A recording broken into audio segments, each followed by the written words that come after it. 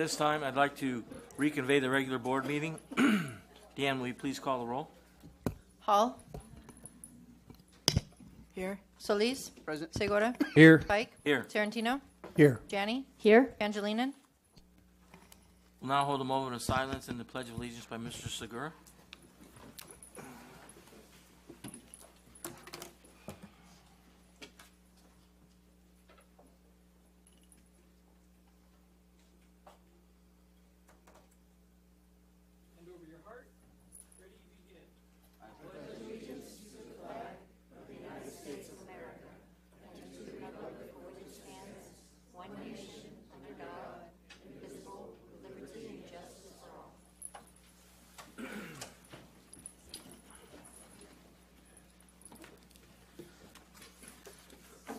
Good evening, everyone.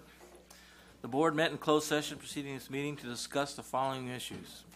Number one, public employee discipline, dismissal, release, reclassification, reassignment, resignation, transfer, Government Code Section 54957.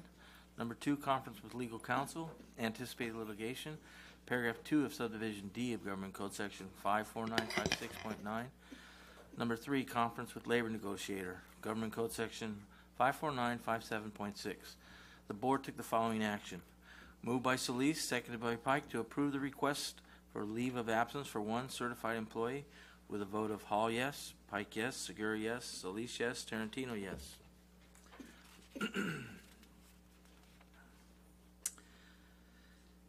At this time, I will entertain a motion to approve the agenda for the March 25th, 2019 regular board meeting. Do I have a motion? So moved. Second. Hall. Solis. Yes. Segura. Yes. Pike. Yes. Tarantino. Yes. Motion passes 5-0. Okay, my favorite part of the day here. The board is very honored to recognize the staff who hosted the VEX Robotics State Championships at Montgomery High School. Over 2 weekends in March, approximately 36 high school teams, 24 middle school teams, and 20 elementary school teams competed at the state competition in a series of back-to-back robotic challenges. Driving robots they designed, built, and programmed. 8 teams total earned positions to move on to compete at the World Championships in April, including the Otay Ranch High Mustangs, Team 507E, and the San Ysidro High Cougabots, Team 83001E.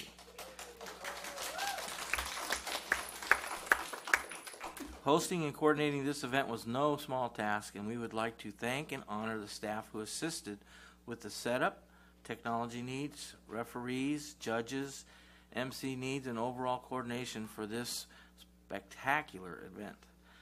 This is the first time the state competition was held in San Diego, and we are proud that a Sweetwater site hosted it.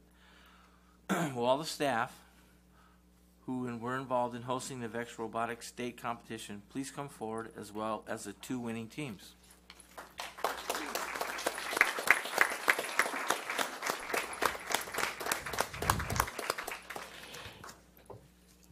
Before we take our picture with you, can you just stand right there?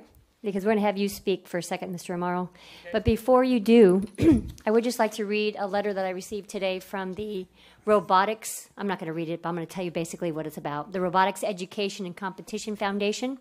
They sent a letter commending all of the work that you've done, not only for the state robotics competition, but all year long. Basically, they said that the impact... It says that over the past 5 years, the Sweetwater program has grown from 6 teams to over 70 teams at 24 district schools. And this growth is a result of the hard work of your dedicated district staff. The impact of this has been to allow a significant number of students in your district involved in science, technology, engineering, math by engaging your students in hands-on, affordable, and sustainable robotics engineering programs. So they just went on and on to say how wonderful you've been, and this is only a small group, but this is a group that helped put on the state competition at Montgomery High School. So we wanted to take a moment to let Mr. Amaro say a few words about some of the people that are here. Not everyone got to make it tonight, but we do have certificates for everyone, and we want to take a picture with you when you get a chance. But could you introduce people who are here, Mr. Amaro, and then kind of share what they did, and then introduce the teams, please? Okay, we'll do the teams last. Okay. Chad Pearson, who is the coach and mentor at Otay Ranch High School, been involved for 10, 11 years on the state committee. Carrie Northam, who is our coach and mentor at San Ysidro High School, who is also on the championship team. Mrs. Yeager, who was our MC for many of our events and then the championship events. She's a volunteer parent. She's a volunteer parent There you go. and at Olympian High School. Mm-hmm. Ala Carley, who is our genius technology person that runs everything that has to do with computers and making everything run and all the electronics and so on and so forth. He is a graduate of Hilltop High School, was involved with the VEX program there and has been involved ever since. Big part of our component. Sogol, I can't pronounce, thank you, her last name. She was our volunteer coordinator. We had over 60 volunteers every single day, from students to adults, that made all 4 days of the event happen. My goal 3 years ago was to bring a state championships to our district and to show the state this is how you put on a state championship. We were tired of going to events that weren't run properly, that weren't run fairly, that basically did not have the organization to put on an event. At the end of the day, all 4 days that we put on our 4 events, I know in my heart that every single team that was involved went home knowing that they were given a fair, honest chance by the judges, who were all trained, by the referees who were all trained, and then all of the other components that were there. We were on time, we were ahead of schedule, and we did not get one single negative piece of advice or criticism or anything from any of those 4 days. And so I'm very proud of the team that put everything together. Some of them aren't here this evening. I'd like to thank Mr. Yoa, our district STEAM coordinator, who has supported us. I want to thank the board. Basically, without your support 4 years ago to get this program going, we wouldn't be where we are today. I'd also like to thank my administration at Montgomery High School to help us put on the event. But we do have some students here that are going to go to the World Championships in April. And so, all San Ysidro? Okay. So this is team 8301E from San Ysidro. They're going to Worlds. That's awesome.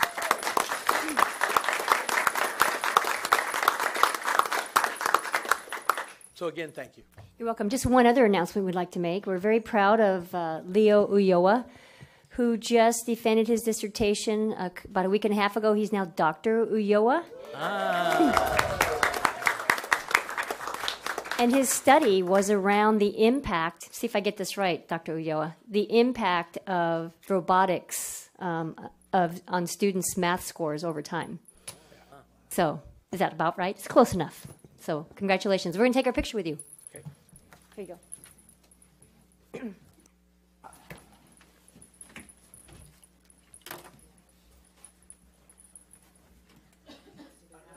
Did I forget anybody? Okay, come on. Where? Here? You guys go in the middle.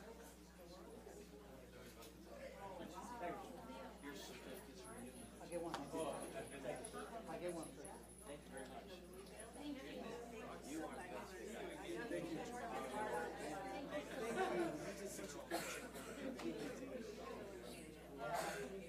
All right. Where'd you get it from? Thank you. Appreciate it. Thank you.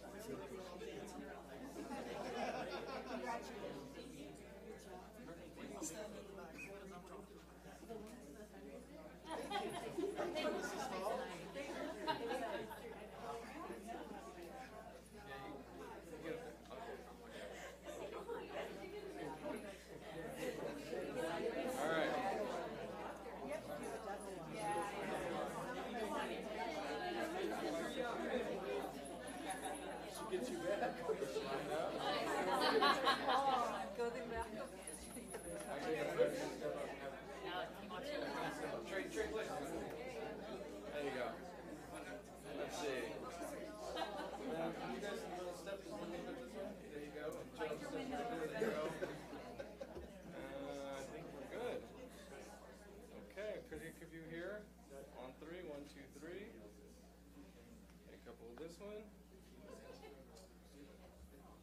1, 2, 3. Good. All right, we're good. Thank you.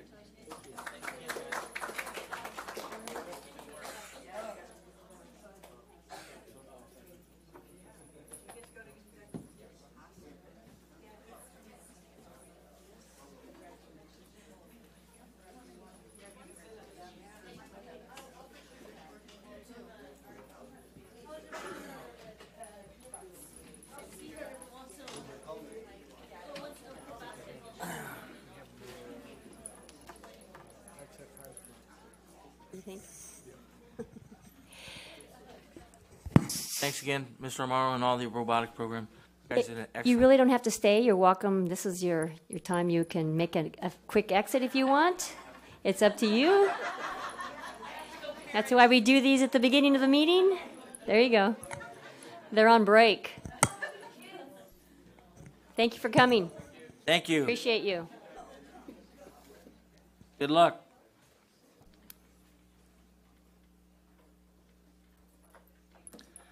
Okay, we will now have an update from our superintendent, Dr. Janning.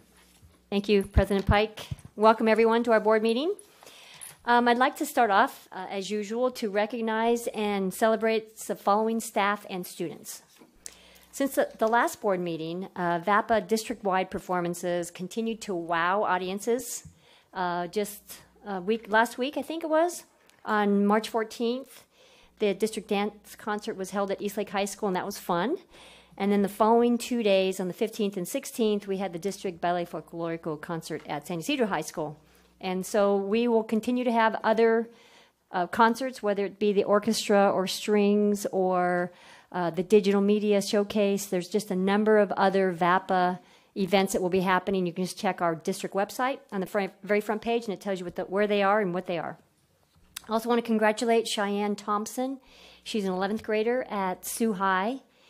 And she won first place at the Association of African American Educators speech contest that happened last month.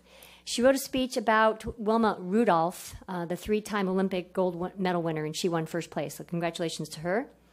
Kudos to Granger Junior High School for being redesignated by the state superintendent, Tony Thurman, as a middle school to watch. So that's like the 3rd time they've been redesignated as a middle school to watch. So congratulations to them. And then you may or may not have known that there was a Huffington Post article, video, that highlighted the Tariq Kamisa Foundation. And we have the Tariq Kamisa Foundation, the TKF. They work with some of our middle schools in the district, maybe some of the high schools too, I'm not sure. But I know middle schools for sure because they featured Hilltop Middle School in one of their articles in the Huffington Post about our work around students and being peacemakers and learning how to forgive. So it was a really great video posted on the Huffington Post. And then on March 16th, last weekend, the 26th annual Adelante Mujer Conference was held at UCSD. First time ever we held the Girls Conference at UCSD.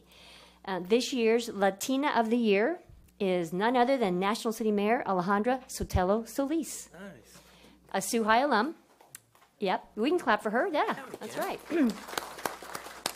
You may not know this about her, but I heard this at the Cesar Chavez breakfast at Southwestern College where she got another award. When she was in 5th grade, she wrote a speech about the way that she could make a difference in the world was by becoming the mayor of National City. And here she is. That's a pretty great story. And her 5th grade teacher gave her the award. That was even better. Anyway, so she got the Latina of the Year at the conference, but we really want to also thank all of the staff who organize and put this all together. So this year's co-chairs are Amy Cuellar Martinez from Sioux High and Isabel Velasquez from Castle Park Middle.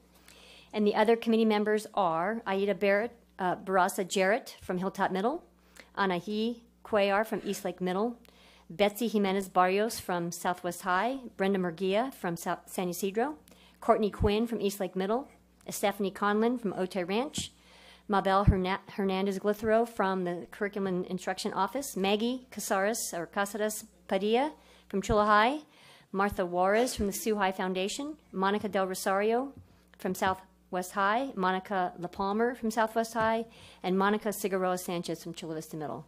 This tradition continues because of the dedicated staff, such as the names I've just mentioned. 26 years. Never missed a year. So thank you to that staff. Tonight, I want to finish my message with some great news about student learning and student achievement in Sweetwater. So for the past 3 years, we've been part of the Core District Data Collaborative.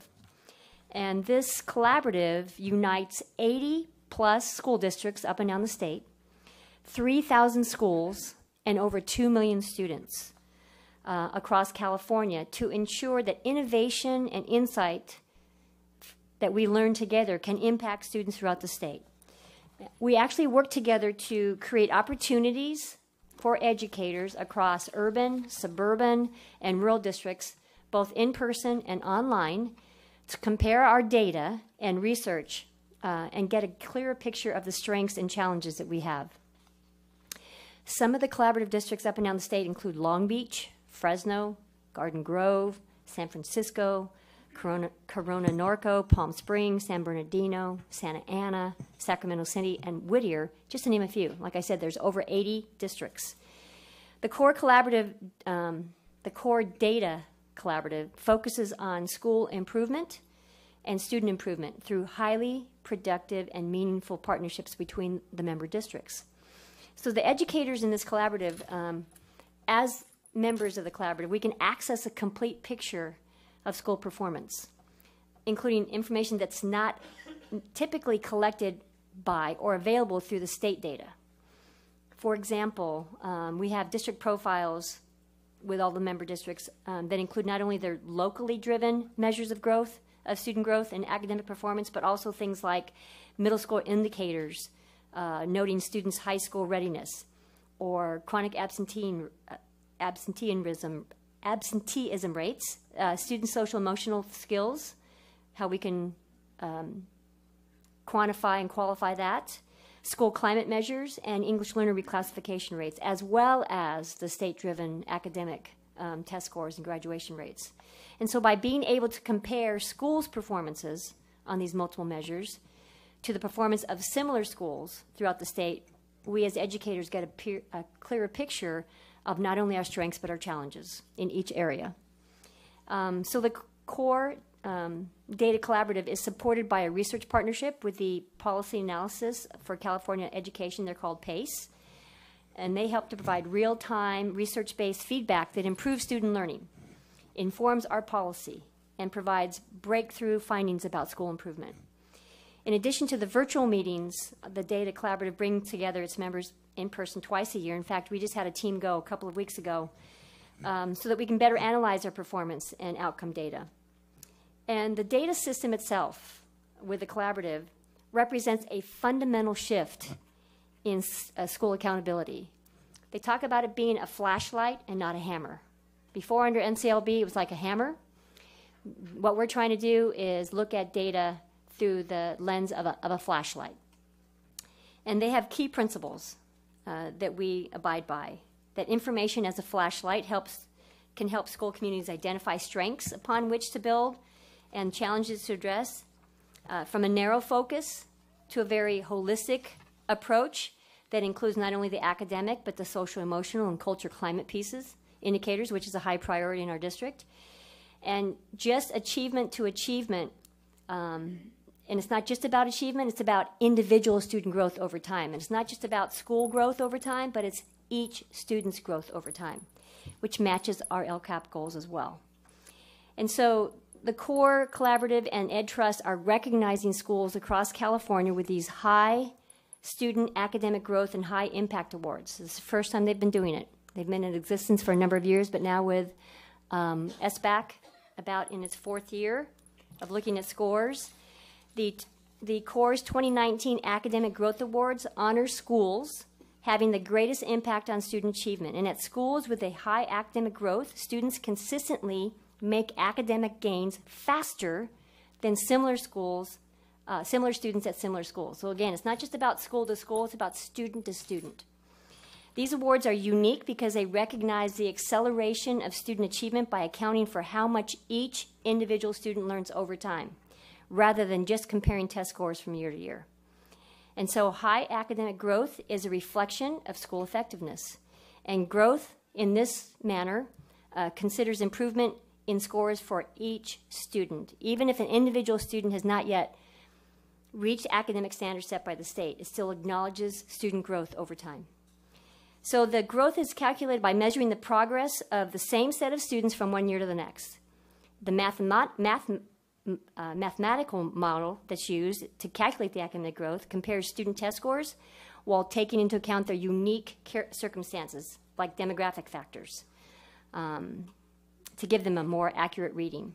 So growth models compare schools by considering whether each student's progress is less or greater than could be expected for other students who are similar and who started off at the same score the previous year. So we've got two students, same score the previous year, and how much growth did they have over this year?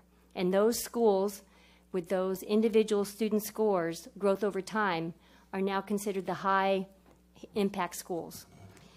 So we're very proud that we have almost all of our high schools in one of these two categories. Two of our high schools earned the 3 Years of High Impact Award, and those two schools are Castle Park High School for English Language Arts and Eastlake High School for English Language Arts. And then we have several other high schools that have a 1 year of high impact from the 17-18 scores. You have Bonita Vista High for math, Chula High for math, Hilltop High for ELA and math, Montgomery High for ELA and math, Olympian High, ELA and math, Otay Ranch, ELA and math, and San Ysidro math. So that means that the students at their schools, their individual student scores, they accelerated their learning at a faster pace than other similar students in similar schools across these 3,000 schools, these 80 districts, and these 2 million students. So we have a lot to be proud of. Now you're probably wondering, why aren't our middle schools there? We wondered the same thing.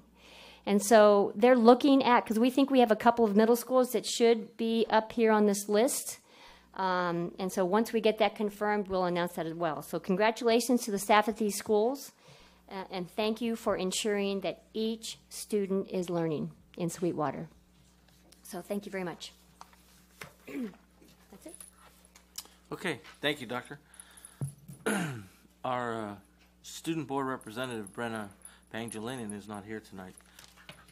So next we'll go to the CBOC report, and it'll be provided by Mr. Maranovich upon his arrival later during the meeting. So now we'll go to D1, public communication, which is conduct a public hearing for the public to respond to the Sweetwater Union High School District's initial proposal, the Sweetwater Education Association /CTA/NEA/SEA,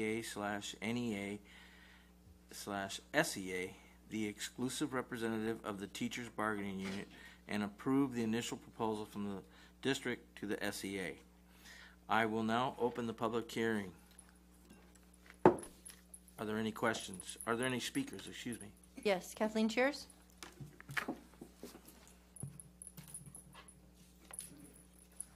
I've been to a lot of public hearings, and normally before I go to a public hearing, there's information to review.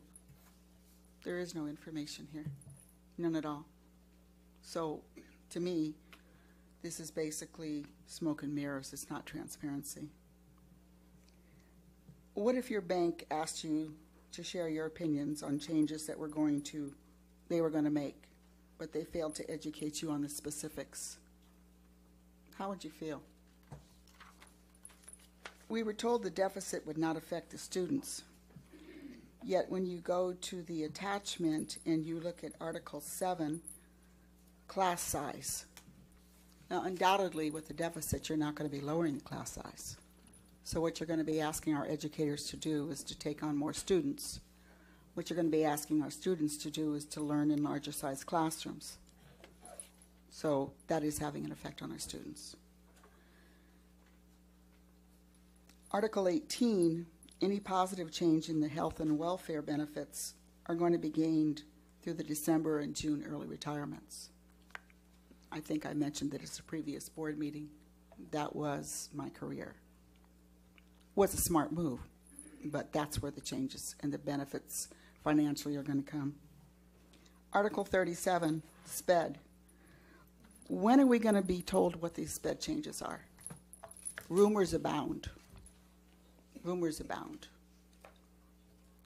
As I've made very clear, I have a daughter, grown, who went through this district under special ed.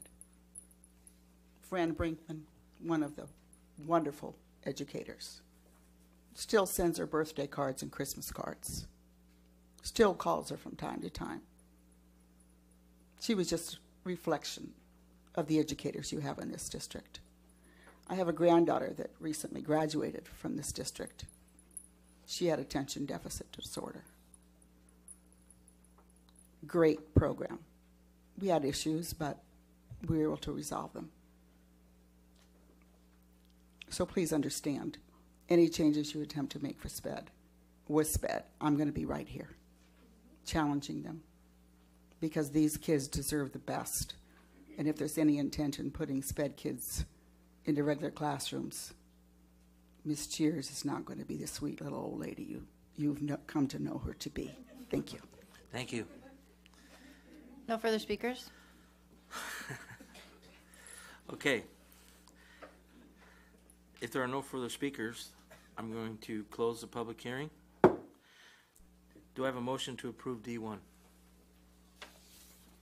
Make the motion to approve D1. Second. Hall? Yes. Solis? Yes. Segura? Yes. Pike? Yes. Tarantino? Yes. Motion passes 5-0. Okay, this is the point on the agenda where members of the public may address the board on any matter not on the agenda and have 3 minutes each to do so. The Board of Trustees cannot legally take action on or respond to matters not posted on the public agenda, but will refer the matter to the Superintendent's office for review and report. Thank you for your cooperation.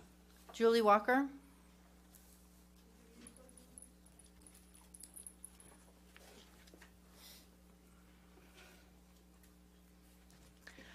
President Pike, Dr. Janney, and members of the board, my name is Julie Walker, and I'm the Vice President of the Sweetwater Education Association.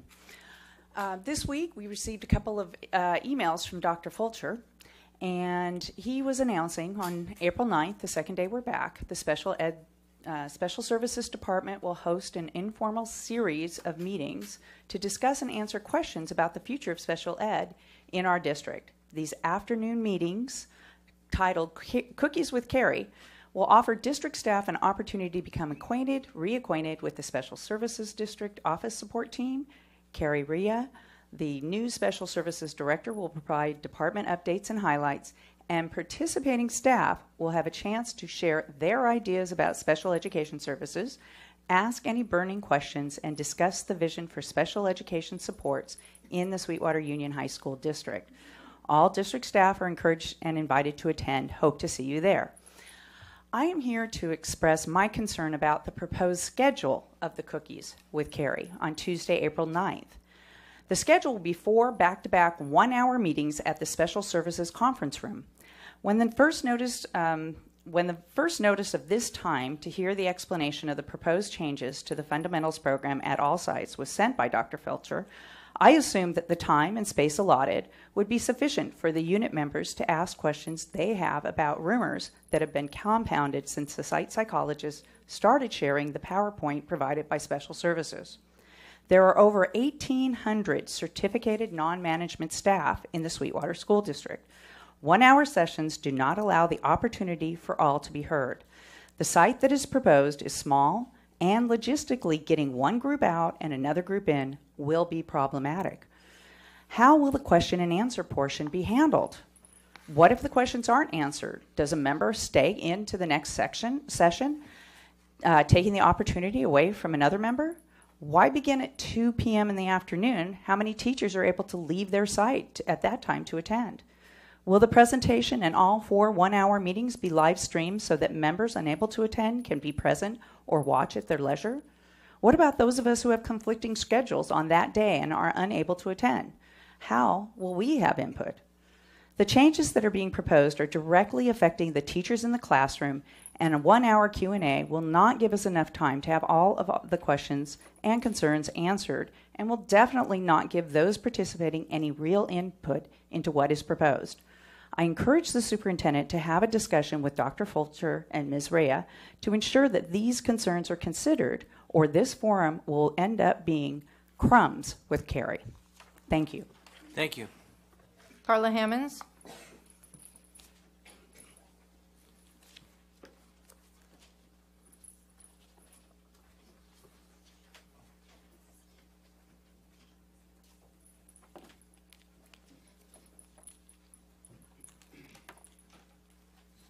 Good evening, Board President Pike, members of the Board, Superintendent Dr. Janney, Cabinet, and Community.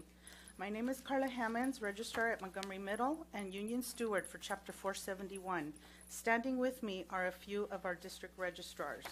Each of you are being handed a packet which includes a copy of my comments that you can go back and reference, written correspondence from district personnel, and screenshots of our concerns. We attended a registrar meeting on February 14th, which was facilitated by Ms. Picos and Ms. Dugan from Student Services. These are some of the concerns we still have from that meeting. Current Sweetwater students will no longer need to complete an affidavit or provide proof of residency documents. Our annual residency audit, what will the school site have to provide the auditor? We were not given any direction on what to do. No documentation, no form from parent. Transfer online application window. Dates are March 11th through April 19th. Registrars expressed that we would not have the households completed for parents to request transfers online by March 11th. Due to limited information in Infinite Campus, it can take 20 to 30 minutes to assemble and or troubleshoot the issues. We suggested paper option for the parents. Registrars are concerned that parents will miss the transfer window. Some sites begin registration after spring break. Ms. Pico's comment to the registrars during the meeting, quote, "I sense your frustration, but the train is moving and you need to get on," unquote. At that point, registrars felt that their input was worthless and our concerns were not going to be considered. All current 8th graders were projected to feeder high schools for 9th grade. If parent is unable to access the parent portal, parent needs to report to their child's school they are currently attending for GUID number or username, not their resident school as they've been directed from district office. Parents do not need to request a transfer to feeder high school, and they were not informed of this new process, which has generated many calls to the sites because parents are confused and frustrated. Student Services is projecting the students on approved transfers. This was never discussed at the February 14 meeting and needs to be stopped immediately. This is a registrar duty. Who is coding these transfers in Infinite Campus? Who is informing the resident school? How is the parent receiving info from new school? How will the counselor schedule new student? This impacts semester schedule at both sites. In an email from Ms. Picos, quote, "We know this is the busiest time of the year, so we recommend you prioritize your parents who are requesting a GUID first and then continue with the rest of the students," unquote.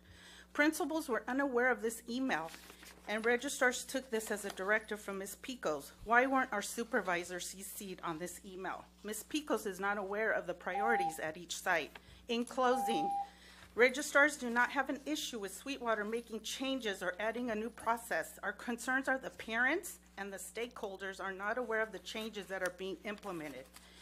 It has been very challenging to explain the new process when the stakeholders have not been given the tools.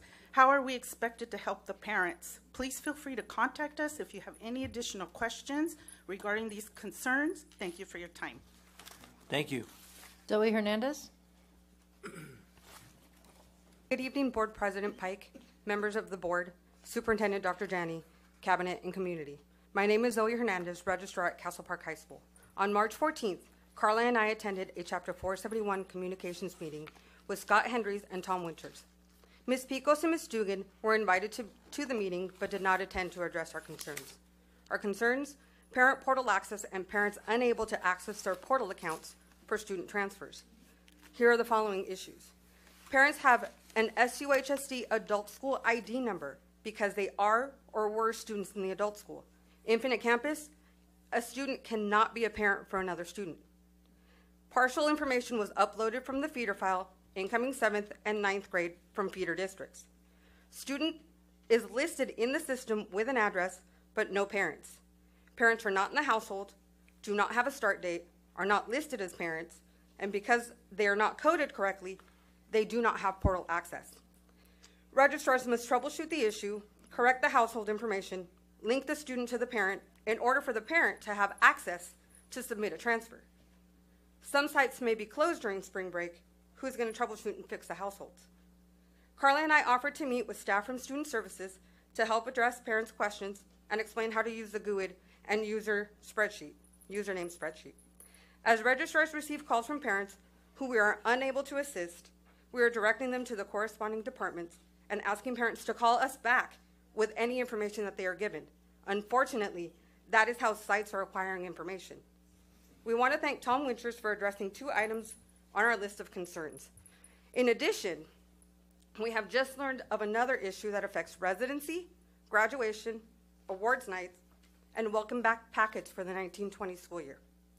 George Moore, digital media graphics specialist, retired in December, and he operated the necessary programs and printers to process items. At this time, the employees of Duplicating are in the process of getting trained on those machines and programs. Duplicating is able to print mailers, the inserts, but the sites are having to stuff the envelopes. As far as graduation, promotions, awards night, we don't have any information. We have not been sent any information. How will those programs be created and duplicated? It takes a registrar many hours to stuff registration packets and therefore unable to address issues with a parent portal. Thank you for your time. Thank you. No further speakers.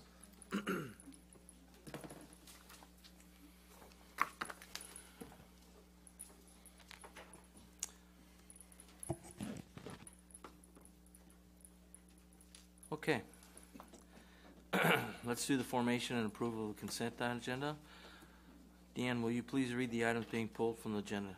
Yes, the following items are pulled. F3 by staff, F5 by Mr. Tarantino and the public, F6 by Mrs. Hall, G1 by Mrs. Hall, Mr. Segura, and Mr. Tarantino, G2 by Mr. Tarantino, K2 by Mr. Tarantino, K3 by Mrs. Hall, L1 by Mrs. Hall, L2 by Mrs. Hall, and M1 by the public. Okay. Any word from Mr. Maranovich at all? He's estimated to be here at 7:10. 7:10? Okay. All right, let's start with F3. Can you have a motion to approve the consent agenda, please? Oh, I'm sorry. So moved. Second. Thank you. Hall? Yes. Solis? Yes. Segura? Yes. Pike? Yes. Tarantino? Yes. Motion passes 5-0. Okay. Now we'll do F3. Yes. Pulled by? It's pulled for board communication. Uh-huh. For staff. Who'd like to start? Okay. All right. I'd like to report that I went to the CSBA Legislative Action Day last week. Was that? I think it was last week. Time is getting away from me. It's been busy. So, board members across state that are members of CSBA and mostly delegates to their county assemblies went together to advocate for certain bills on behalf of schools.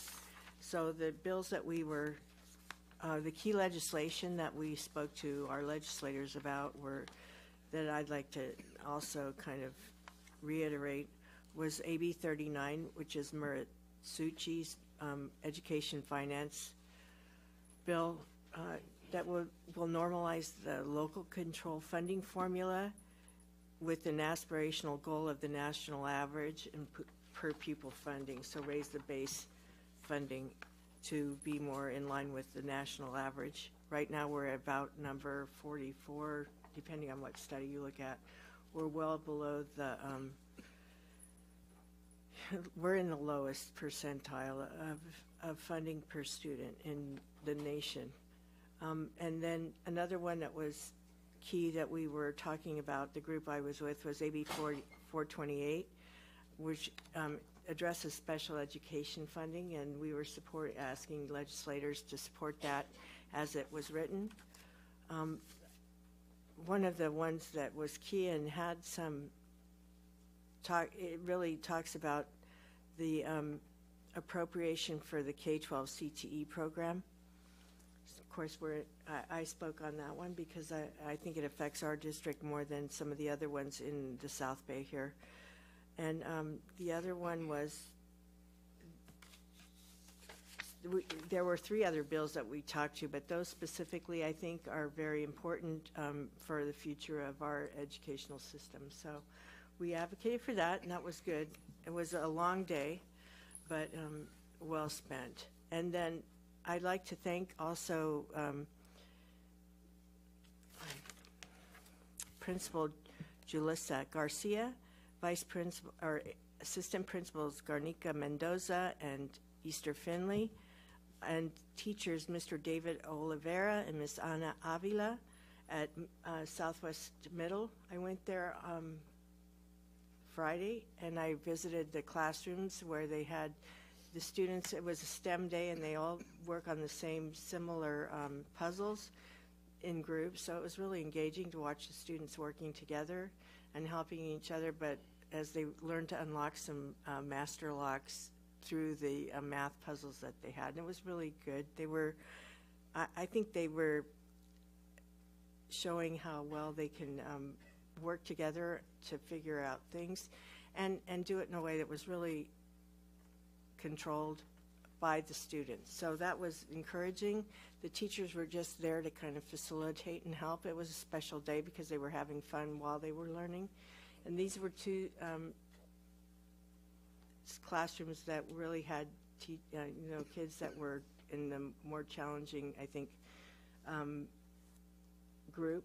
So they were, I asked specifically to visit a couple of special ed type classrooms, and these were, they had a good number of students, so they didn't have over the cap number of students per teacher. They had helpers there. They were really, it was really a good, I think a very successful day for those kids and for me to see how the classrooms there work. And I think Southwest Middle has a very good program. They're doing a lot of things very well for each student at the school, and I was pleased to take that visit. What else did I do?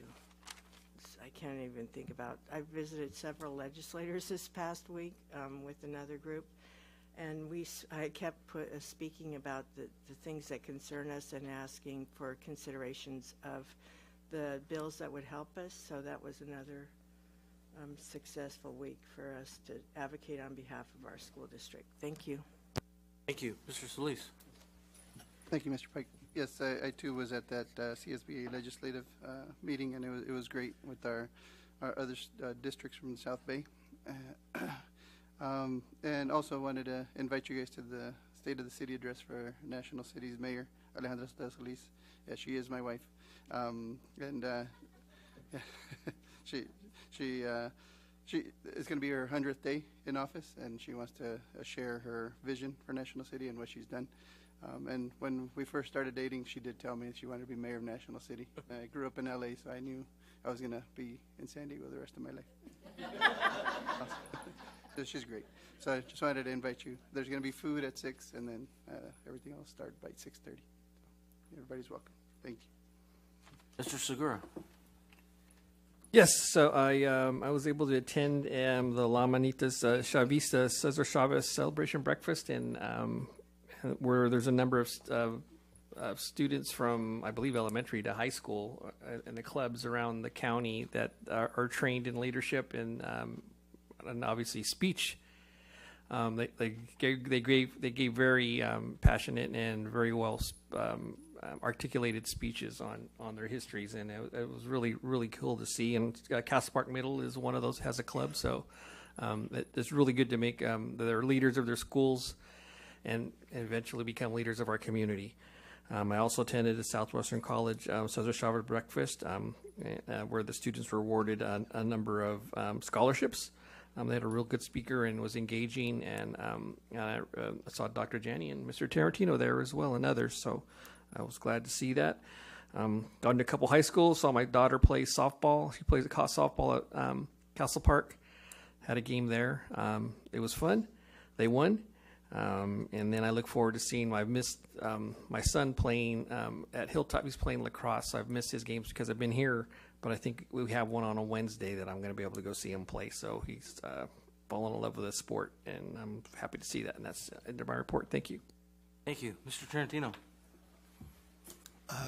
Yeah, I'd like to begin with two requests based on the oral communications that we had.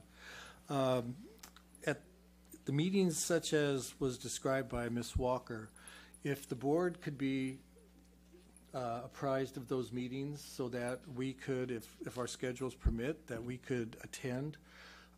We get a lot of questions from the community members, and it would help to be able to answer those questions, or at least to have some insight into why people are asking those questions. So if we could be notified when these kinds of meetings are going to be happening so that we could attend, that would be great.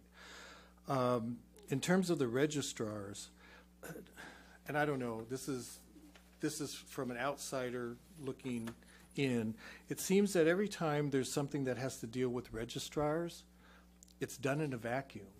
And I don't know that there's any collaboration. It doesn't seem like there's collaboration, because it seems like everybody, when this is about, and we can almost set our watches to when they're going to come, because it always happens around this time.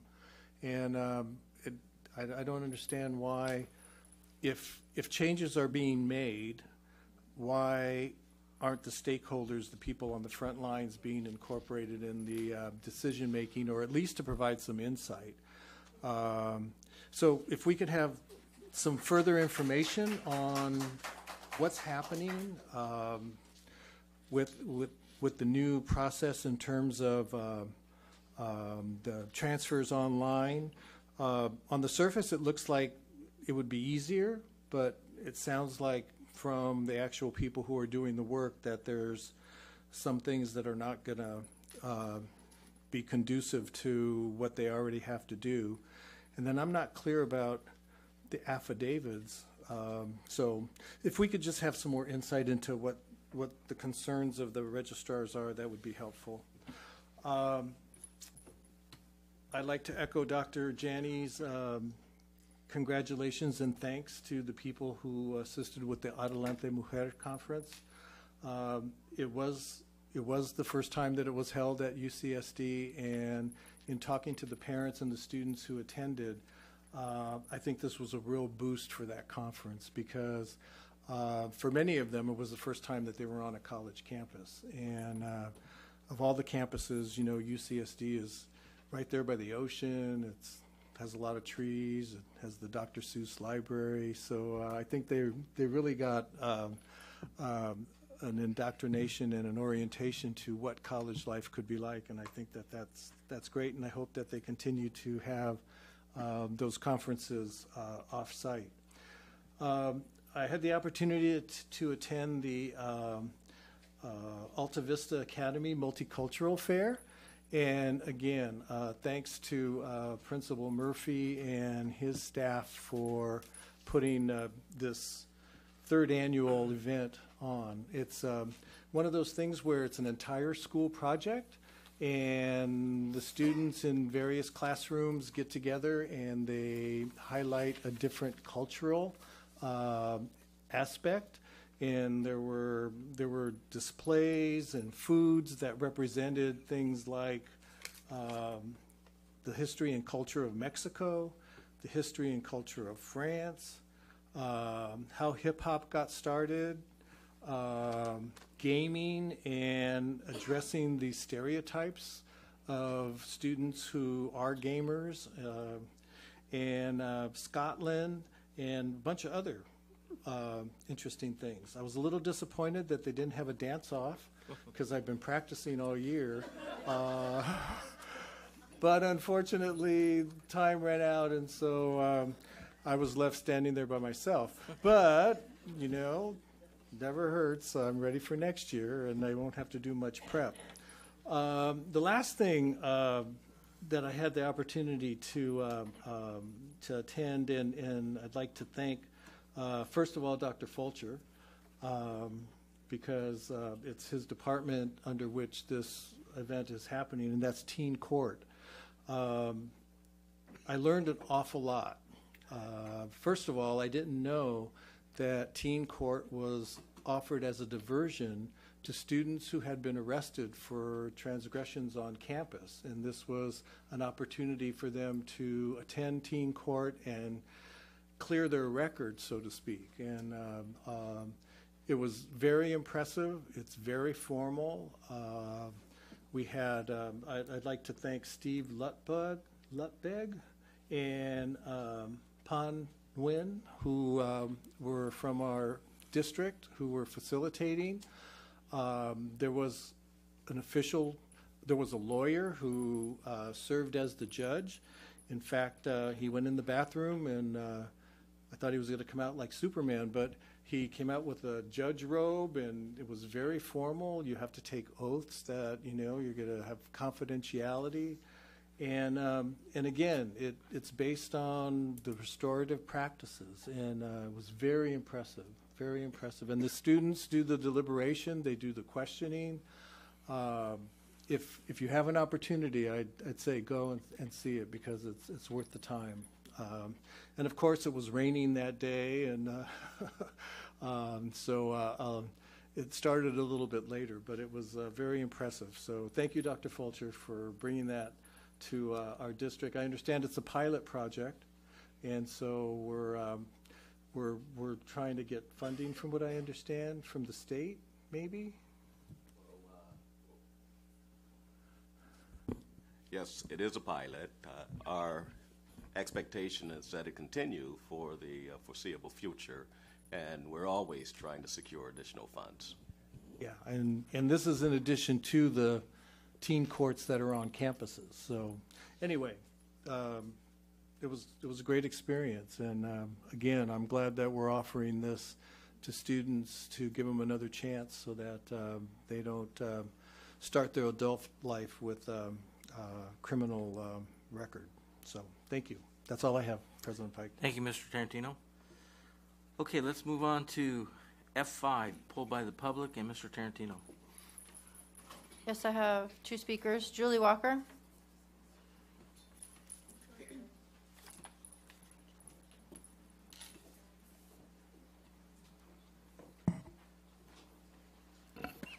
Hello, my name is Julie Walker. I'm Vice President and Bargaining Chair of the Sweetwater Education Association, and I would like to present the initial bargaining proposal of SEA for the successor contract of 2019 to 2022. Our members desire to create a more professional and positive working environment in alignment with the values that the association and the district share, creating and sustaining an equitable teaching and learning environment that facilitates the success, safety, and well-being of each student. We are also committed to supporting and sustaining all highly qualified educators. It is the hope of the association to rebuild trust with the district and to work together to create a climate of transparency and professionalism. With this in mind, the association intends to open the following articles. Article 4, Adult School. The association believes adult school educators provide an invaluable service to members of our community. We will propose changes with the intent of moving toward equity among district educators. Article 5, Alternative Education. The association identifies the need to revise contractual language to reflect the diverse needs of each alternative education site and program. Duty hours. Article 12. The association will address equity issues in the duty hours and professional expectation of our members, including non-teaching certificated personnel. Article 14, Evaluations. The association intends to clarify protocol regarding the 5-year evaluation plan. Article 15, Extra Service Assignments. The association believes that equitable stipends and contractual language promotes better services for our students. Article 16, Faculty Advisory Committee. The association seeks to strengthen language in this article to promote professionalism, equity, and service to students. Article 18, Benefits. The association believes that the health of members and their families is paramount for the delivery of consistent quality education to our students. Therefore, the association proposes an improved benefit program for active unit members. Article 24, Negotiation Procedures. The association has an interest in modifying this article. Article 25, Teacher Induction and Support Programs. The association has an interest in reactivating and updating this article. Article 31, Safety Conditions of Employment. The association desires to ensure the safety of all unit members and students by revising this article to reflect our changing environment. Article 33, Summer School Intercession. The association has an interest in promoting high-quality summer school experience for students through manageable classroom environments. Article 34, Teaching Assignments. The association would like to clarify language and definitions in this article. Article 35, Transfer. The association believes we can strengthen the transfer procedure to improve equity for our members. Article 36, thank you. Wages. The association believes employees must be fairly compensated. Therefore, the association proposes fair, equitable, and competitive compensation, including base schedule, extra service assignments, and stipends. Article 37, Special Education. The association has an interest in modifying and expanding this article. The association further proposes the creation of a new article to specifically address the needs of non-teaching certificated personnel. Thank you for your time. Thank you. Kathleen Shears. I'd like to prove one of the points I made when I spoke previously. Never been a member of a union, even though I do believe in unions. And so when I looked at D1 and I see all the articles and I went down and I reviewed them, and then I come to whatever this item is.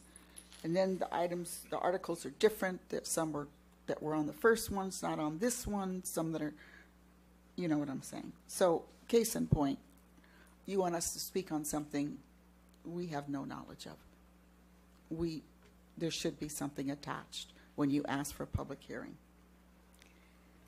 Moving on. I see that there's no Article 7, which I referred to earlier. I would like to recommend, I don't know if this is what you're referring to, Trustee Tarantino, that all of you trustees attend Cookies with Carrie. Sounds like Cookies with Carrie may be followed by Patron and Briscoes. And thank you very much. No further speakers? Okay, pulled by Mr. Tarantino as well. We could be notified for that secondary meeting. That would be great.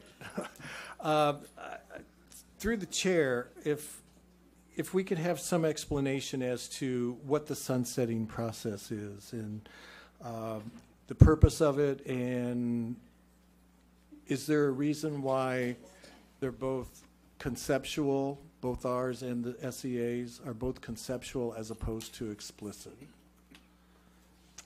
Good evening. Thank you for those questions. So under the Educational and Employee Rights Act and government, which is in government code, we have an obligation to, before starting bargaining, let you know what the topics, not the specifics as we have not passed proposals, but the topics we will be engaging in conversation with the unions around. So we come forward and we say we intend to open Article 7, Article 14, Article 16, and we have that. And then anyone in the public then knows they can look at Article 7 in the contract and say, well, if I was suggesting what you should change, it should be X, Y, and Z.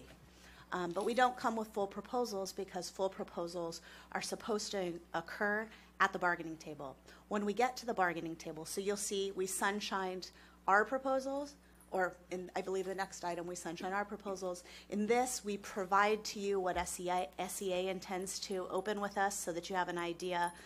So similarly, the public had the ability, exactly as possible, to say, I don't see this article open, or I see in this might be an idea.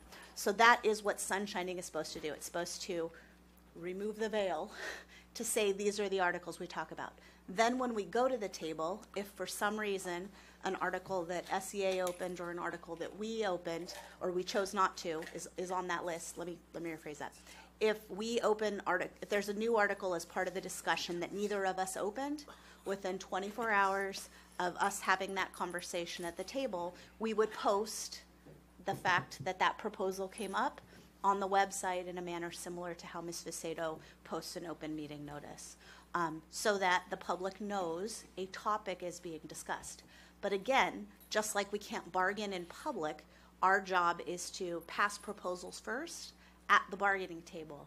And once they're at the bargaining table, at that point, they can become public, or there can be discussions with staff, our staff, the management team, bargaining units about those. But that really is the process to make sure that there isn't discussion of any given safety article going on that the public doesn't know we're talking about.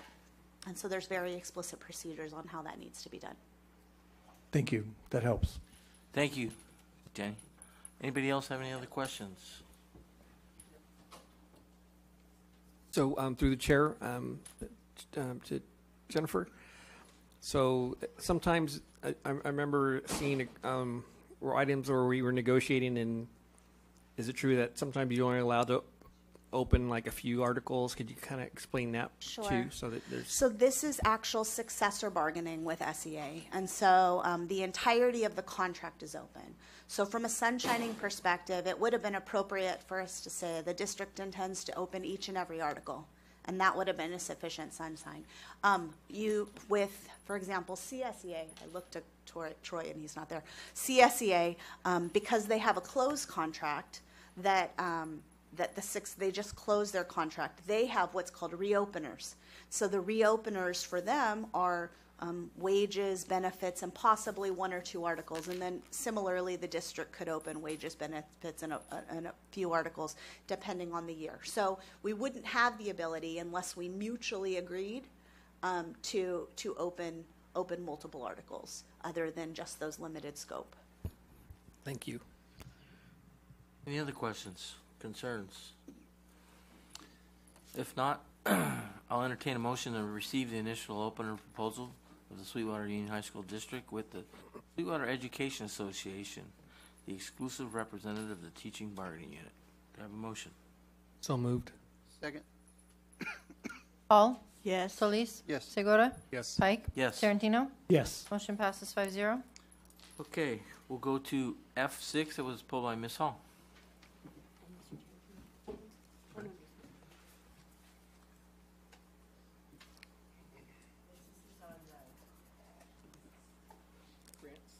The WIOA, or Adult Ed Grant. So I'm wondering, I want to ask for the record, will the funding reduce contributions from unrestricted, or is it for a new program, or will it go to existing programs? Would like to answer that. Dr. Fulcher? Well, I'll give it a shot. It's actually an amendment. So we were granted an additional $100,000. What will be supporting our existing programs and adult ed. In this case, we're offering some additional support to our students who are learning English, our adult students who are learning English, and also basic educational services. So they'll be receiving basic aid support. And this, again, just addresses some of the existing programs for this year only. So the money that we're being granted these are funds that have to be expended by June of 2019.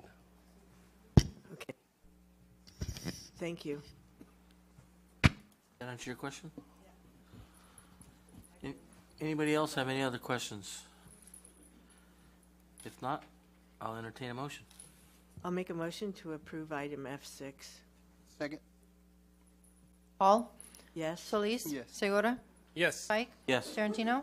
Yes. Motion passes 5-0. Okay, we'll go to G1, which was pulled by Ms. Hall, Mr. Segura, and Mr. Tarantino. Okay. I noticed that this list is pretty, My question is it possible to add names to this list once it's been set? Because I know that I brought up before a person that might be interested, because he has an interest in promoting industrial arts, although he doesn't work for a company necessarily that might be, but the expertise he brings may be worth. So is it only companies that you're connected with, or can it be anybody? Anne Marie. Thanks. Good evening, Mr. Pike, board members, Dr. Janney. So this has already occurred. We do hold the Career Technical Education Advisory Board once a year. And the purpose of the board is to support the pathways that we currently have. They take them to school sites so that they could see classes actually in effect. They advise on the curriculum, on the program of study, and also on the equipment and resources that we have so that they can make changes for upcoming years. In terms of adding, we've continually added team members to this list based on their availability. So that is certainly something that if you have a particular person, you can provide us that name and we'll make outreach and contact with them. I have a follow-up question now. Go ahead. So is it possible to have this group meet more than once a year? Because it seems like this is an important, the career technical education is important. We're trying to build more robust programs, or at least shore up the programs we have and ensure that they move forward, that we're engaging students for careers not only of today but for the future. So is it possible to have that meet more than once? Because that doesn't seem like it's really that ground shaking. If you're only meeting once, going out to, I mean, we've got programs at how many schools, and they're going to visit how many, they're not going to be able to really provide input for that. Right. So the advisement is ongoing. It's just not one time, but physically meeting, they meet one time a year. There are other school districts that hold meetings quarterly, and they also divide them by career pathway or industry pathway, and so that is something that we can explore. Thank you. Mr. Segura. Thank you, Mr. President. So I had the same line of questions, similar questions as Trustee Hall.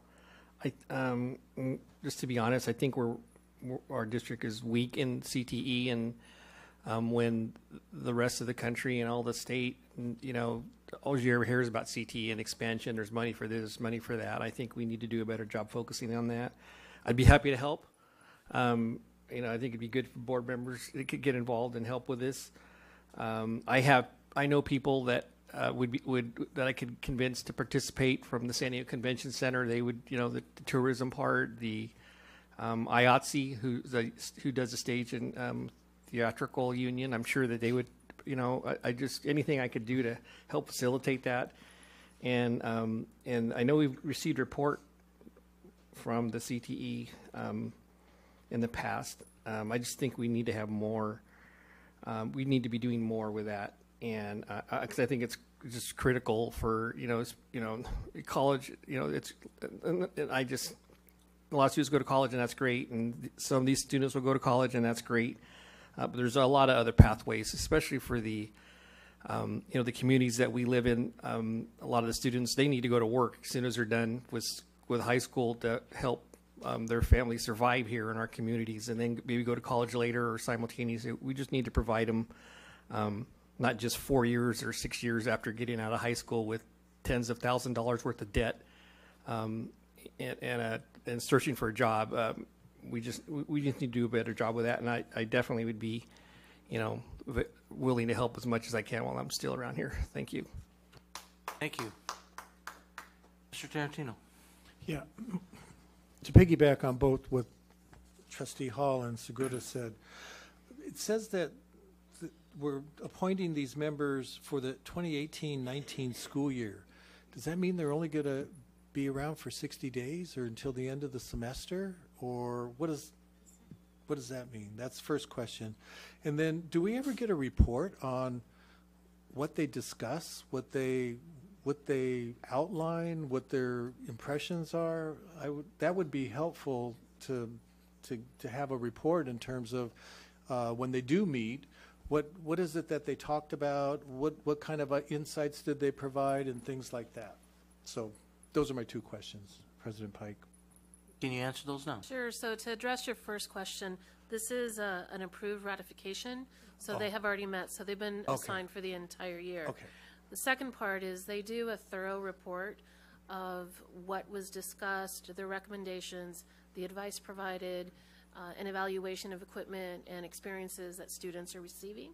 So we will provide that to the board. Great. So that you can have that. And I do want to address one issue in terms of funding. So with the changes in ROP CTE funding, in the past, there were certain categorical funds that were only for ROP or CTE.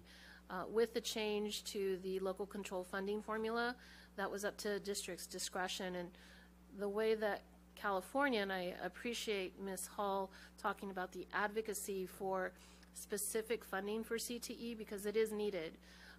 The funding formula does provide some challenges. Districts have to seek additional funding through, for example, the Career Technical Education Incentive Grant, but there's limits on what you can provide or what you can spend utilizing those dollars. So I think the more advocacy that we provide at the local and community level so that our legislature hears and our governor hears the need for CTE programs, because it's difficult to continue to grow programs when you don't have the adequate funding sources. Thank you. I just have one quick question. What's an eddy pump? Down here it says Christian Valderrama eddy pump. What is that? Company? It's a company, but I'm not sure what it refers to. Okay. Okay. I can probably answer that question, sir. Go ahead. So an eddy is like a current, so it's just like a circulating, probably means like a circulating pump. Oh, okay. Circulates something. Sort of like a pool or something? Anything that circulates manufacturing or, something like that. Learn something new every day. Okay, if anybody doesn't have any more questions or concerns, I'll have a motion to approve. To approve item G1 with a request that we get these in the fall instead of in the spring. That we have the seat, especially before they meet, not after they meet. Thank you. So moved. Second, Hall? Solis? Yes. Segura? Yes. Pike? Yes. Tarantino? Yes. Motion passes 5-0. Okay, I see Mr. Maranovich has finally made it, so we will give you priority right now. Oh, no, we do. Thank you very much. Good evening, President Pike, members of the board, Superintendent Janney.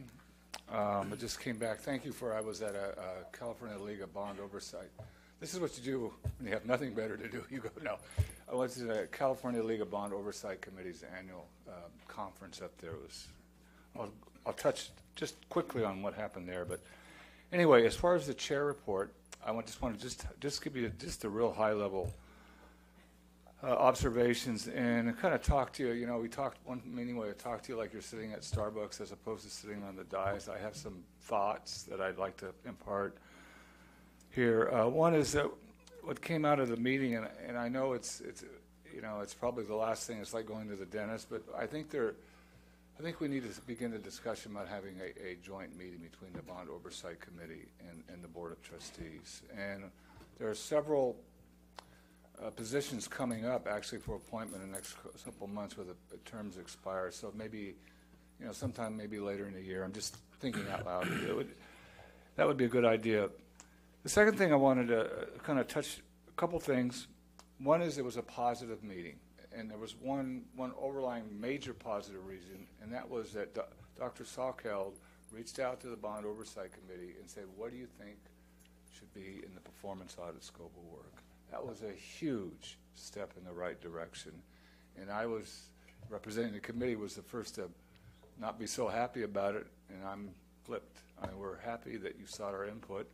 How the eventual scope ends up is your decision.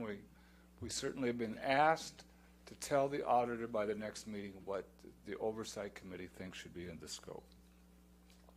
Second thing we heard was on the Mar Vista Aquatics Modernization Project was Member Gutowski made the point about, in terms of investing in equipment and some of the nuances of doing that capital project, that don't be penny wise and pound foolish. Don't buy cheap stuff that's going to fall apart and end up costing and more in the long run. And hopefully part of the general value engineering process and doing project management, that things like that would be dealt with, and particularly have a pool consultant. Third thing is we had a presentation by the maintenance of what they were doing. I can't even, again, another positive in terms of it just appears that the maintenance has got a much better handle on keeping track of maintaining our assets, and better management of the actual personnel, what they do, does what, and who's responsible for what, and the communication between the schools and the maintenance department. And that was at Dr. Diane Gherkin, Member Gherkin's suggestion. We talked to Ron Malone, who was there. The third thing, or final thing, actually, in terms of the, or two actually. One is that we did receive a presentation from the auditor. It basically went over what the law is on account of doing performance audits, and it was a very long, it was almost an hour's worth of interaction and presentation with the auditor. The final thing, on a positive note again, is I met with George Williams. Is he in the audience somewhere? Probably not. Well, please tell him. I'll tell you, I met with George Williams, purchasing manager, about a half an hour, and I was really impressed with his tightening up internal controls, reviewing documents before they go out, just sort of from here to here in terms of tightening up the purchasing and contracting process. And that's so important for the bond program, because what Dr. Geary's done, I mean, they're the two entities that kind of lead the bond program along. So on that element, that's been a positive issue, thing developed. In terms of looking at the future, the committee definitely, in terms of the audit, wants to make sure there weren't any bond money spent on any sleight of hand transfers between funds. So I think it's very important that the auditor take a look at, just for our own comfort factor, of all the entries in the journal entries, that make sure that even for 1 minute, bond money was not used to do a payday loan of even 1 hour. The final thing, and then I'll ask for questions, and thank you for your time, is I attended a California League bond conference today, and the keynote speaker was actually the treasurer of the state of California. It was a CPA, but we heard various conversations about kind of what was bad in oversight, what the challenges were. And the district, and we've had it's our attention from time to time, but I would, just my advice would be, you've allowed, even though you may not like what we have to say, the district, I mean, I totally like it, but has allowed oversight to continue during this, because the Sweetwater conducts oversight much different than most school districts in the state. It selects its members in a much more objective process, where you don't have so-and-so who knows so-and-so knows a board member that gets on the board kind of situation. You have we've had an expanded performance audit each year. There's a chair report like this each month. You allow us, the oversight committee, to set the agenda. A lot of school districts don't do that.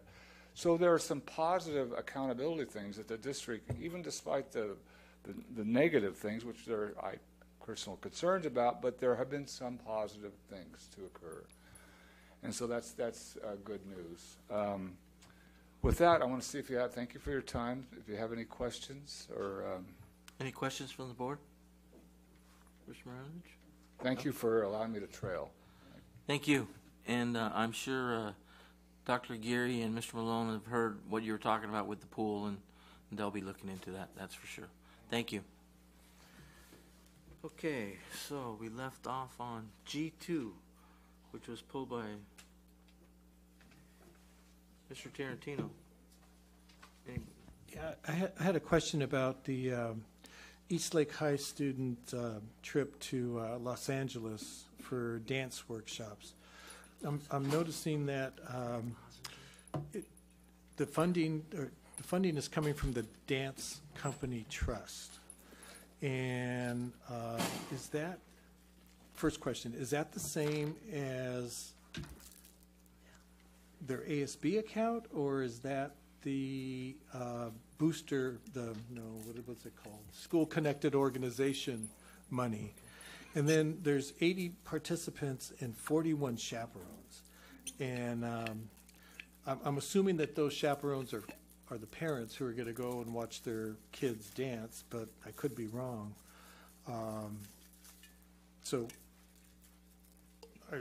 And again, are they paying their own way, or is the School Connected Organization paying for them?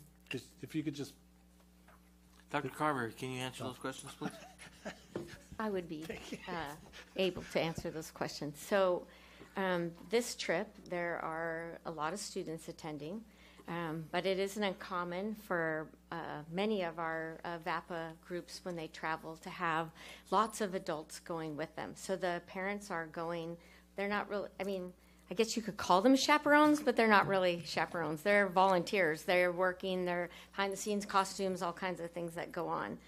But they like to go. They're very supportive. And, yes, they do pay their own way. So, yes. And through the chair, the Dance Company Trust, is that their ASB account, or is that... So the Dance Company Trust is their ASB account. School-connected organizations cannot have funds that sit within the ASB, so they have the separate. So in order to access those funds, the Booster Club, old school language Booster Club, but that's what a lot of people still recognize, the School-connected organization is supposed to make a donation to the trust account. So all costs come out of the trust account itself. Do we know if that happened in this case or not? So starting this year, when we ask for documents for field trips, we actually get a copy of their trust statement as well as the booster. And at this point, the Booster Club has written a check, but it hasn't cleared into the account just yet. Are they compliant or complicit? Compliant. Thank you.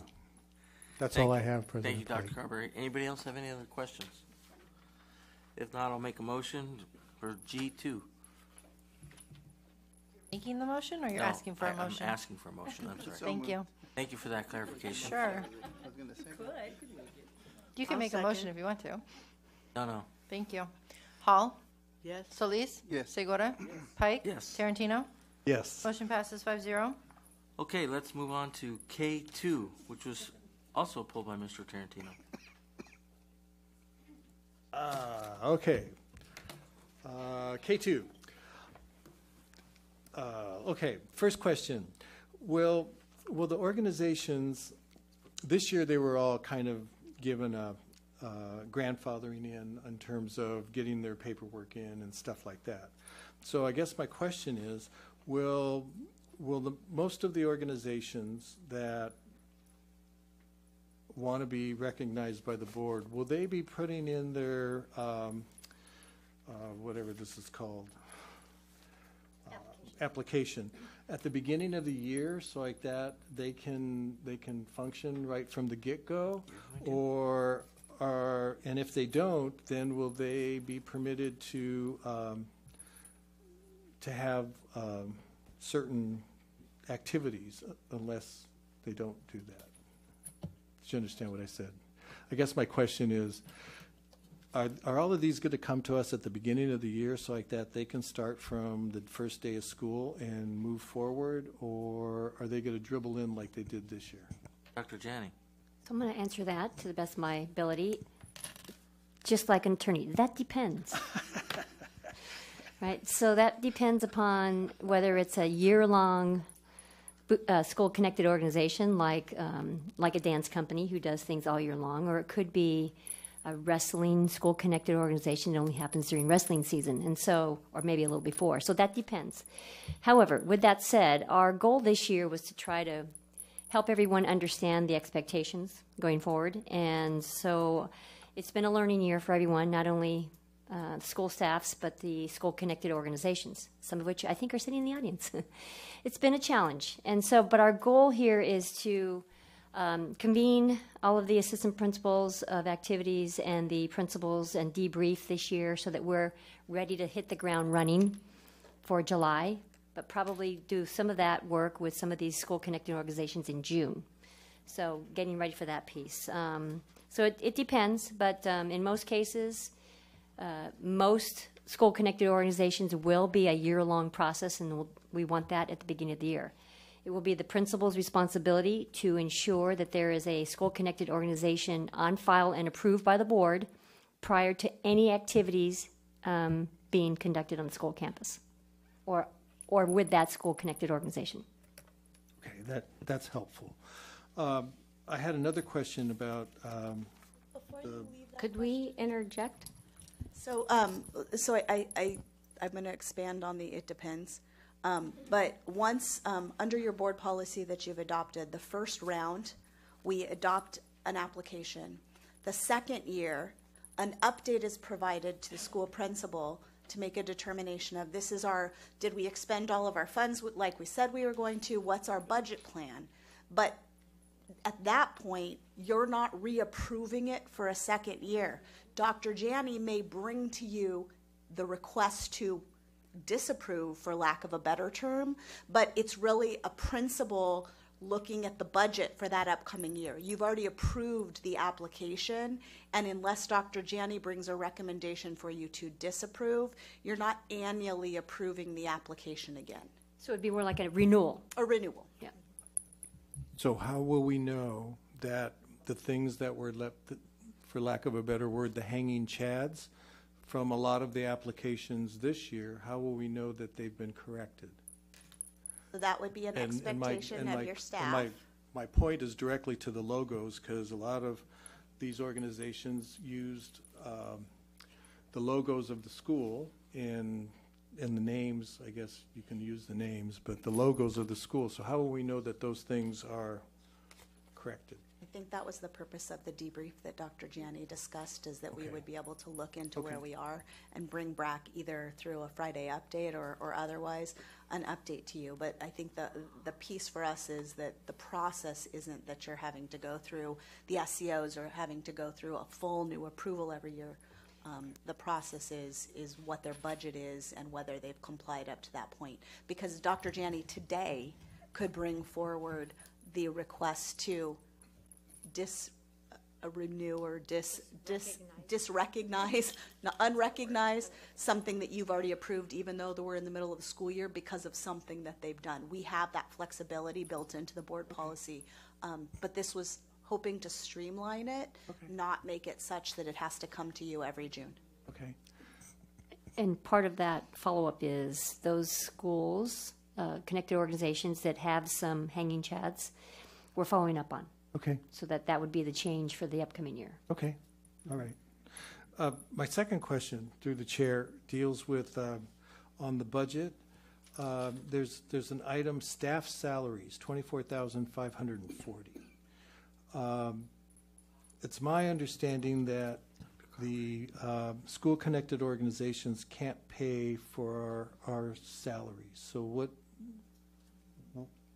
what is this line item referring to? Dr. Carberry.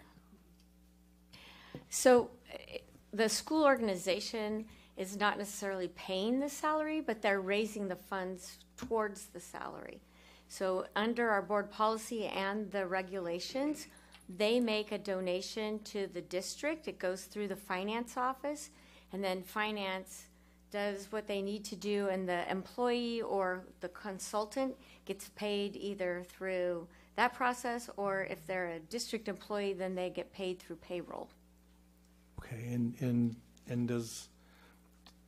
how is this figure determined, and does it involve, and I'm depending on Ms. Hall, indirect costs and all the other stuff that goes along with teacher salaries? Or so there's no indirect costs. Okay. There could be, if they're dependent upon the dollar amount. If they're a consultant, meaning they're not one of our employees, that's their responsibility to pay taxes, that kind of thing. If they're a district employee, that's why we use it that way, because you don't get a 1099. You get paid your regular salary. So it goes through that. The dollar amount that's raised, that's something the principal and whoever is the, I'll use the word coach or director of the program, is supposed to be working through and with their organization. So if a band director says that we need X number of dollars for costumes for the band, the parade that's happening, whatever, students can fundraise for it. The school-connected organization can raise funds for it. But again, under the regs as well as our their rules and our board policies, any funds spent then need to be, and raised even by the organization, needs to be deposited to the trust account at the school, and those are the only, that way, that's how they get paid for.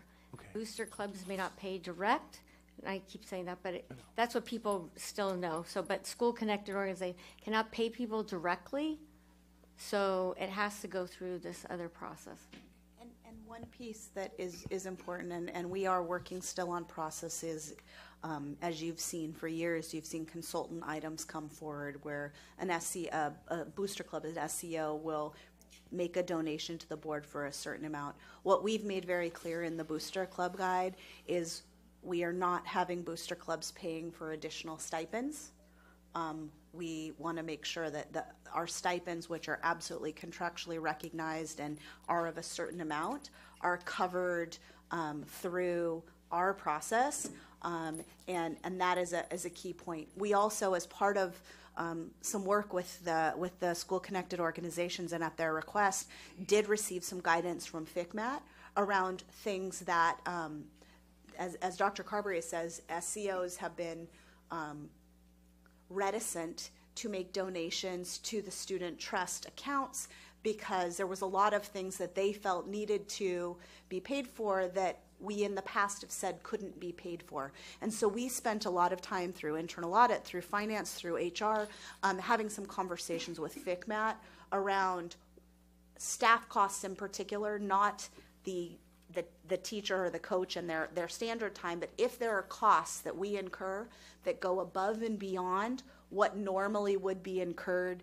because of their service to that entity, how we can get to a place where ASB trust accounts could actually approve those. And so we're working on that between now and the end of the year. It's a commitment we made to you. It's a commitment that we made to the school sites and the ASB deans as well. And so we're working on that to help with some clarity around the questions that you keep asking and how does it work.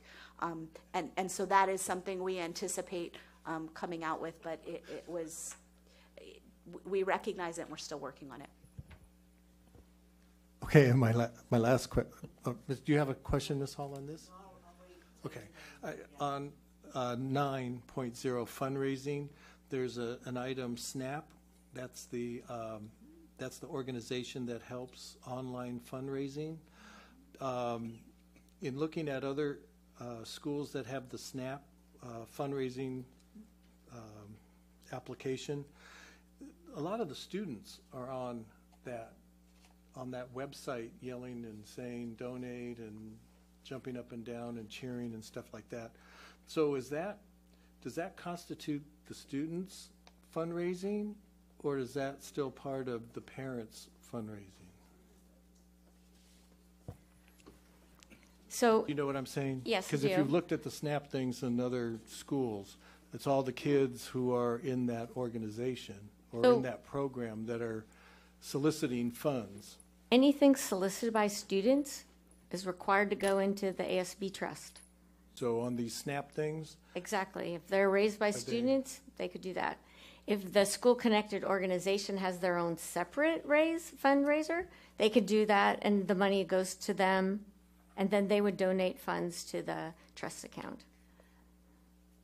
And so the guidance that we've given is just as our school board policies state, is that if an SCO is going to use a fundraising platform, it has to be fundraising platforms that you've previously approved. SNAP as a board. So SnapRaise and GoFundMe was put on hold. For SnapRaise, for For SEOs, you wouldn't really put it on hold because if an SEO gets a tax ID, it's not a big deal. But for our purposes, GoFundMe or SnapRaise was one that we allowed them to utilize so long as they filled out a number of different forms that included parents giving consents for their student to even for a school event to be in the picture. So what FCMAT has told us is if the parents through SnapRaise link to a video of students, let's say it's a band, and they link to a video of band performing, that isn't problematic. If they were to, so there's some nuance around what FCMAT guidance has said, but what guidance we've given to the school connected organizations is you cannot use your students to solicit donations that go into the SCO. You can link it to a picture of their performance, but not specifically to Diana's child saying, give us money. Can't have them jumping up and down saying, give money and call in and do this, correct? Is that what I understand you saying? The parents can. The kids, well, if the parents not so much. If the parents are jumping up and down, but the ones that I've seen, it's the kids jumping up Your and down. board policy says that that's not acceptable. What I'm telling you is that FCMAT thinks it's legally acceptable, and we have told them because your board policy says it's not acceptable, that they cannot do that. And are we monitoring that? The schools, that is a school site's responsibility, not a district, but yes, that is something we have clarified, and we will continue to clarify. Okay. And I will keep asking the questions, just FYI. Thank you, Ms. President Hall. Pike. That's all I have. Thank you. Thank you for the questions, Mr. Tarantino. Very good. And I just want to say that about the staff or any other donations made to the district to pay out for staff salaries, for example, the indirect costs are things that you won't see as part of the cost of that salary. It's the staffing that's required to process somebody's payroll or a purchase order, or it's all those hidden costs that a district incurs in order to provide those services to everyday, so it's whenever you have to process something extra, it's extra on that staff, right? So you can't always hire those extra staff people, but the burden of processing those payrolls is just increase their workload. So yes, there is always an indirect cost, and I think while we have a CFO has a good understanding of what that means to a school district, we just got her, and she has a lot on her plate. But I expect her to look at that because putting things directly into an unrestricted fund hides that burden and what that burden creates on the district staff and the cost of a district just to operate. So as we move forward, I expect that to be something that she'll look at and bring, recommendations around. Thanks. That she bring recommendations, but I don't expect it to happen right away because there's a lot on her plate right now. Thank you, Mr. Solis. Thank you, Mr. Pike. Going back to the staff salaries, I also had a question on that. Can we get an example on, it's above and beyond the duties that the teacher or staff member has. So can we get an example of how this club Sure. Let's take, for example, are you okay with me? Mm-hmm. Let's take, for example, that I'm a math teacher. And all I do is math all day. But I also have this amazing skill of choreographing music. So in our teachers' job descriptions, there isn't a person who, for the purpose of these clubs, choreographs specific work. And so because of that, that math teacher may write music or may design costumes or any number of things. That may be a true employee that in the scope of their work they do one thing. The only time they can be paid outside of extra duty or one of those things is if it's something that's not done in the course and scope of their job. And so you might see that situation. Generally speaking, what you see these are is people who aren't current employees. They are not district employees in any way, and we hire the choreographer or we hire the set designer or any those costumes those kind of situations, and we go through the consultant process. So just like you, every board meeting approve consultants that assist students in doing any number of things. The SEO may donate money to us to hire the consultant on behalf of that club to do something.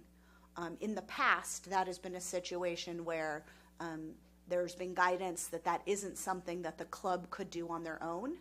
And so there was always a need for the booster club. That was the piece I was trying to talk with Mr. Tarantino about, the fact that we're working on that process. We've been working with FCMAT that if students now approve very explicitly additional things that they need outside, they can do that in the scope of their ASB. And we're working on rolling something out for that next year. But that would be the type of example that would be donated. That helps a lot, thank you. And my other question was with the miscellaneous expenses. Oh, never mind, I'm good. I saw the wrong line. Thank you, appreciate it. Thank you. Any other questions or concerns? If not, I'll entertain a motion. So moved. I'll second. Hall? Yes. Solis? Yes. Segura? Yes. Pike? Yes. Tarantino? Yes. Motion passes 5-0. K3, pulled by Ms. Hall. K3, the Crow engagement, and Dr. Sawkeld isn't here, so I can still ask the question. So I'm wondering what happened to the plan, or why weren't we doing this already? I know that we were taking manual attendance along with the current attendance system that we're putting in place, but I thought we were doing something all along to make sure that we could get to the point where the CDE approved it. So now all of a sudden we're bringing this. So what happened? May I? Go ahead. Okay. So last year, in the 17-18 school year, we had VTD working with us to certify our attendance so we could do electronic certification. For over a year now, probably a year and a half, teachers in the audience would say, they've been manually signing off, verifying attendance every week for every period. The only way we can get to the state to certify electronic certification is if our audit firm certifies the process. So last year, 17-18, around November, we found there were some issues with our alternative programs, attendance accounting. So our internal audit office had to go back and review every single student work folder in all of our independent study and learning centers. And so that took, October, November, December, and so we didn't get it certified by VTD. So it didn't get done in time, and so it was going to roll over into this year. And then other things happened that took VTD's time away, and they didn't ever complete it. So they were going to charge us extra to come back and redo it. And since we have a new audit firm, we just, Dr. Salkeld preferred to just have them continue and certify our attendance accounting, and so rather than go back to VTD. So that's why we're doing it now. You're welcome. Any other questions? Oh, go ahead. So what's the expected time that we will have this completed? David, do you know? Well, after this. Thank you, David. Good evening. This is the second part of the certification. So after this audit firm verifies the electronic attendance, then we should be certified, and we'll be able to tell the teachers they don't have to manually do that anymore. We're anticipating that before the end of the year. That's why the audit is occurring in April. But it has to happen and then go to CDE, and CDE has to sign off on it? CDE has already approved the procedures. We have a letter from them. Oh, okay. It's part of your package. Okay, thank you. The last piece is to have an audit firm sign off. Mr. Segura. So I just want to make clear, or want to fully understand that we didn't pay somebody to do this. We didn't pay VDE to start this and take it away from them. So this is, okay. That's all I needed to know. Thank you. Any other questions or concerns? Yeah? Okay, I'll entertain a motion. So moved. I'll second. Hall. Yes. Solis. Yes. Segura. Yes. Pike. Yes. Tarantino. Yes. Motion passes 5-0. L1, pulled by Ms. Hall. Yeah, I had several questions because the acronyms and the abbreviations sometimes aren't clear, and there wasn't a key at the bottom that I saw. Maybe I missed it because sometimes that's easy for me to do. But I was wondering what STS stands for. Dr. Glover, can you help us out here? It's Student Support Services. Okay. And we're still using ROP in our... Currently, with our luxury of 3 different systems, we still have ROP as part of our listing right now, but as we work through our process, I'll be changing to CTE. So actually it is CTE teachers now, not really ROP teachers? Right. Okay. And why does Bonita Vista High have a program manager? The program manager transferred to Bonita Vista High School. He's contracted as a program manager for this year. However, he's serving mostly in an assistant principal position over Bonita Vista High School because we lost one person during the SERP. Mostly is? Or he is that? He's now Predominantly. currently the assistant principal. Principal, correct. Okay. And then, can you explain the temporary teachers and new hires? Well, temporary teachers, new hires for people new to the district. Predominantly, they could either be brand new to us from outside the organization, if we bring in anybody that maybe, like we had the changeover at semester, or there are people that be sub to hire. They might be listed as a new hire. Then we also have temporary teachers that usually are traditionally backfilling on leaves of absence. Okay. Thank you. That's all. Any other questions or concerns? Motion to approve. Okay. We have a motion. A second. Second. Hall. Yes. Solis. Yes. Segura. Yes. Pike. Yes. Tarantino. Yes. Motion passes 5-0. Okay. L2. Never mind. Never mind? Yeah. Okay. Motion to approve. Okay. Second. Hall. Solis. Yes. Segura. Yes. Pike. Yes. Tarantino. Yes. Motion passes 5-0. Okay, we'll go to M1 that's pulled by the public. I have one speaker, Kathleen Cheers. L3 pulled. Oh, well. Is this project ever going to end? Let's see, I've been speaking. How you guys have been here for 5 years? Going on 5 years? I bet it does. And I'm sure I don't help. Sorry about that.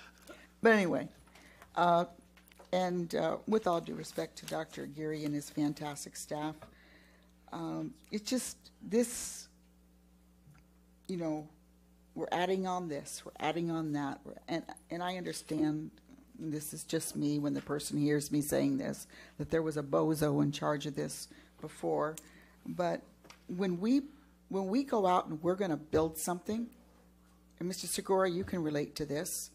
Mr. Pike, you're probably pretty handy. You don't look too handy, Mr. Solis. Neither do you, Mr. Tarantino. But, okay, I'm going to build a shed. I need this, and this. Or I'm going to build a building, Mr. Segura. I need this approval. I know I'm going to need this. This piecemeal stuff's got to stop. And I'm sure it will. But every time I see Hilltop, I will be up here. Thank you very much. Thank you. Mr. Aguirre, could you explain from the DSA standpoint? I already know. You sure? Okay. All right. Mr. Pike, Yes. just for the record, I put some things together.